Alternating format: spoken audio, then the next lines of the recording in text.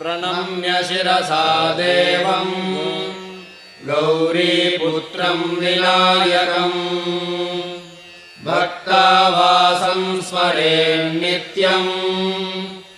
आयुः कामार्थसिद्धये प्रथमम् वक्रतुण्डम् च एकदन्तम् द्वितीयकम्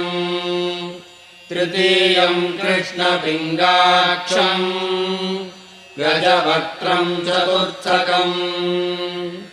लम्बोदरम् पञ्चमम् च षष्ठम् विकटमेव च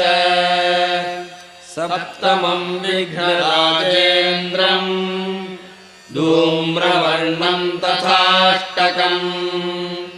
नवमम् बालचन्द्रम् च दशमम् तु विनायकम्